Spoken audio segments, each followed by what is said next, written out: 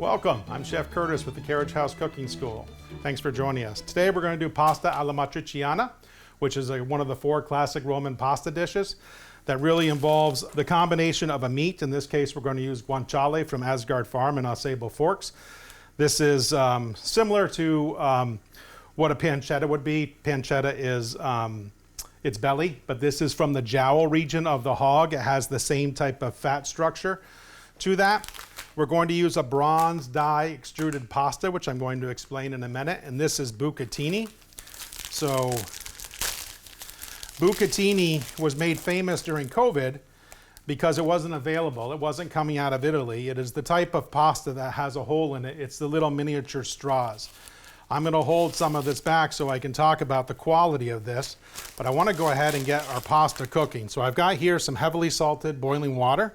I'm just going to drop that in there, let it kind of come to a rest for a bit. And when we are done cooking, we're going to go straight from pot to pan. So what I'd like to do now, I'd like to go ahead and get my guanciale rendering. I want to make this crisp.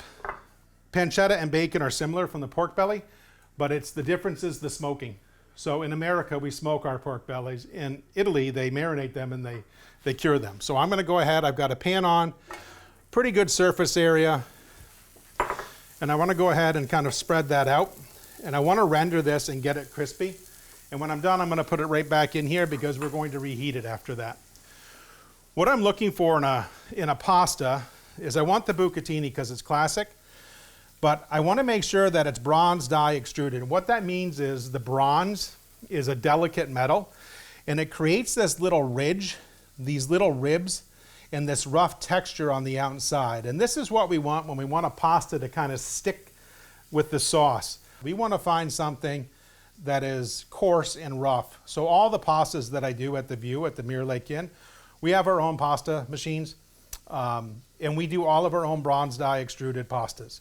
So we have la matcha, we have caponelle, we have rigatoni. All those we do ourselves, but we want to make sure that we have that texture. So I'm going to go ahead and throw those in there. We're rendering our guanciale. Make sure we have surface area. You don't necessarily need to caramelize it. You want to kind of render. When you render, you do things slowly. What we're trying to do is dry out the fat.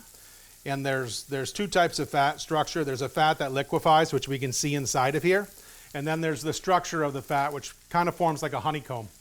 And what we're hoping to do is that once the liquid fat drains out of the guanciale, the honeycomb structure is left, and we can crisp that up kind of like a pork rind, so to speak. So I'm going to go ahead and give our bucatini a stir. A really good bucatini takes about 10 to 12 minutes to cook. So you want to make sure that you give yourself plenty of time. So with the matriciana, we have chili flakes. We have something known as passata. Passata is common in Italian foods. Really what it is just a puree of tomatoes. But some of the coarse texture is drained off. So this is a really good brand. I like this a lot. We have a dry white wine. This is from Alto Adige, the northern part of Italy. It's a really crisp, dry Pinot Grigio. We're going to have some olive oil to finish. And we have some wonderful pecorino cheese that we're going to use. I have 2 varieties. I've got one that's pre-grated. Very popular. And then I have the real pecorino right here. I mean, they're both real pecorino, but... and then we have fresh ground black pepper. So I'm going to go ahead, because pepper is in its dry form, I'm going to go ahead and add some pepper. And I love the flavor of pepper. So the heat from the rendering process will give a lot of flavor. It'll bring out the oils of the black peppercorns. And that's what we want. And then we'll finish it down the road. You can hear that sizzle now. So I'm just going to go here, make sure we're separating our product so it renders a little bit quicker rather than a bulk. You could use diced pancetta for this. I wouldn't use apple smoked bacon. It's way too much smoke flavor and it has sugar added to it. But Asgard sells guanciale, they sell pork, they sell beef, they sell all sorts of things. They're a wonderful farm in our area. They really help with the edible landscape of who we are.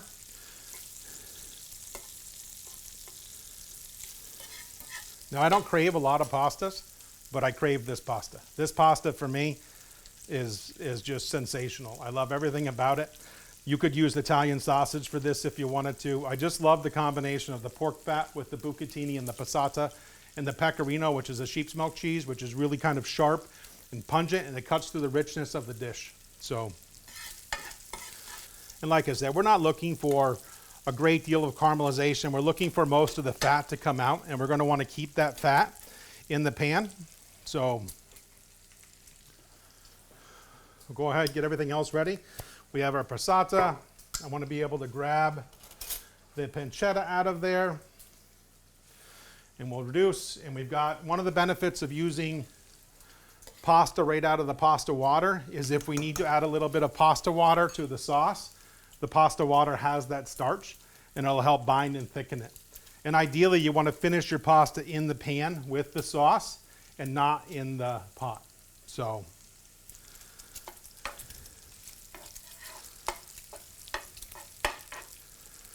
this takes a little bit of time. Let's talk about kind of a beverage to go with this. I want to make sure that I have something typical. So I have a Barolo. This is our house Barolo from the View. This is a wonderful wine. I've had this for 2 years now.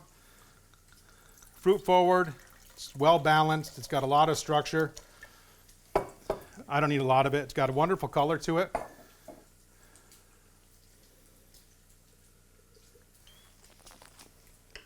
That's a delicious, delicious wine with this. Pretty high in acid, so it's going to cut through the richness of both the fat and the tomato sauce.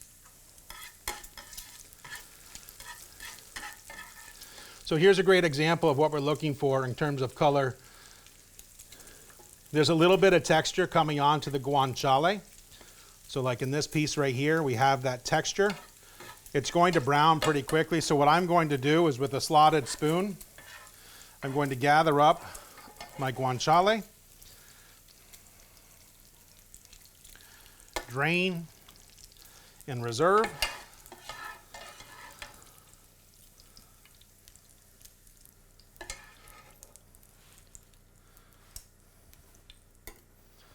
Now, I want to go ahead, I want to cook my chili flake. So if you don't like spice, don't add the chili flake. This is, 100% up to you. I like spice, so I'm going to go ahead and do that. I'm going to go ahead and add my passata. It will splatter. So at that point, you can kind of take it off the heat if you want. Stir it in. You can use a regular skillet if you wish. This is what I prefer just because of the surface area.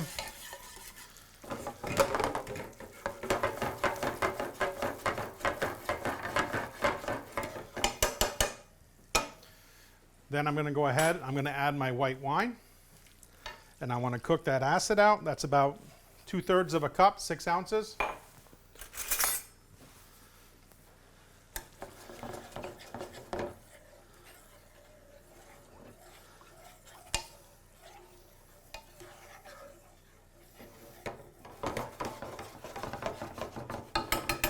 So now we're just kind of waiting and holding on that pasta. We'll check our doneness on the pasta.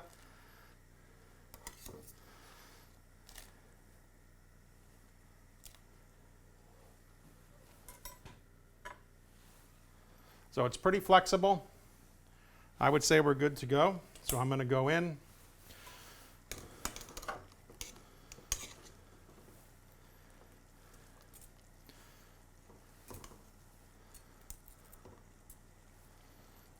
A little bit of that pasta water won't hurt. Make sure we get as much as we can.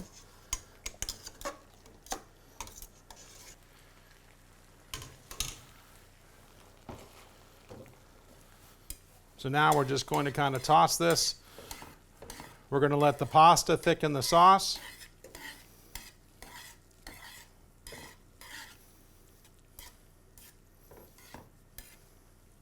So when you have a pair of tongs like this, you can always come over and then fold. There's a lot more control in it that way. And then you can also kind of stir. One of the things I do is I try to hold the back of the tongs in my hand and I push with my forefinger. So I have pressure on the skillet. Now, one thing you'll notice I didn't add salt. I didn't add salt because this is guanciale. So now I'm going to come back, and that's going to be my salt for the dish.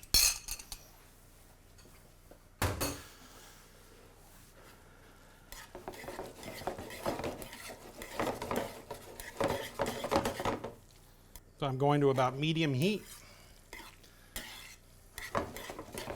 We're going to let the pork, the tomato, the wine flavors, and that chili. And so we can see a lot of the liquid's been absorbed. There's still a fair amount on the bottom, but so much has been absorbed by the pasta. Now I'm going to hit that with a little bit of pepper.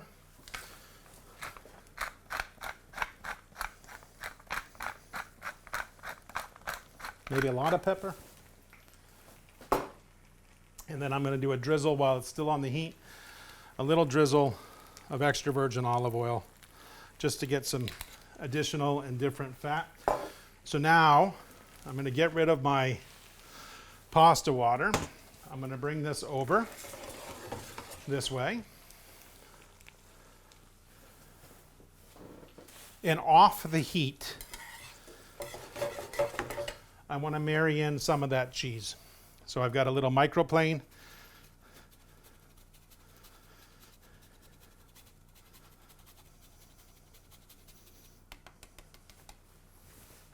And I'll do some more in a bit. So now I'll bring it up onto the board and we'll plate up there. So I'm going to take my ladle and I'm going to come in with my tongs and I'm going to grab a section of pasta and I'm going to twirl it in the ladle and I'm going to pick the ladle up and down, and then I'm going to release that into the bowl. And that's usually how we kind of plate up our pastas to get that beautiful shape.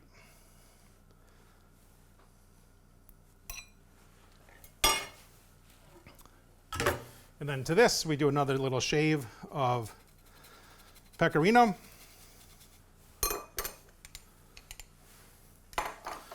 That and a beautiful glass of wine.